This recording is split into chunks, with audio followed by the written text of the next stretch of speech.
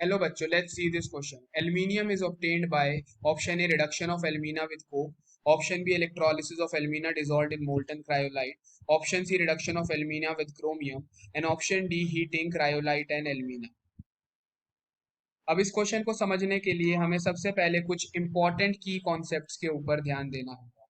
Aluminium की जो process होती है एल्यूमिनियम को बनाने की, that is a name process named as the Hall Heroult process. Hall Herold process is the process of extraction of aluminium from alumina.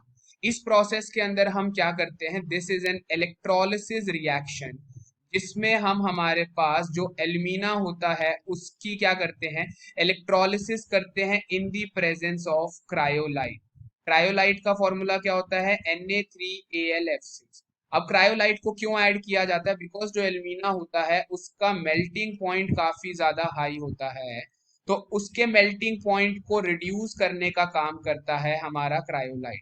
तो reduce क्या करता है, बेसिकली जो हमारा क्रायोलाइट है वो हमारे एल्यूमिना के मेल्टिंग पॉइंट को क्या कर देता है, रिड्यूस कर देता है.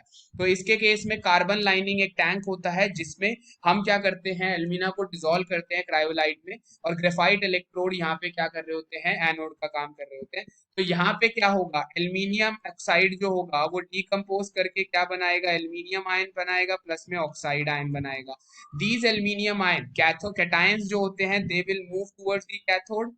तो कैथोड पे क्या रिएक्शन होगा, रिडक्शन रिएक्शन होगा, एल्यूमिनियम की रिडक्शन होगी and it will form aluminium solid. And these oxide ion will move towards the anode along with, यहाँ पे हमारे सिस्टम में फ्लोराइड भी है, बिकॉज ऑक्साइड का इलेक्ट्रोनेगेटिविटी कम है, ये हमारे एनोड पे मूव करेंगे and these will combine with carbon to form CO2 gas plus 4 electron. This reaction will occur at the anode and this reaction will occur at the cathode. तो इसकी मदद से हमने देखा कि कैसे हम हमारे प्योर एल्यूमिनियम को एक्सट्रैक्ट करते हैं using the electrolysis of alumina in the molten dissolved in molten cryolite. तो क्रायोलाइट का रोल हमने यहाँ पे समझ लिया है और किस तरीके से एनोड और कैथोड के रिएक्शन होते हैं एल्यूमिनियम को ऑब्टेन करने के लिए. तो हमारा करेक्ट आंसर हो जाएगा option number B. I hope you understood it well. All the best. Thank you.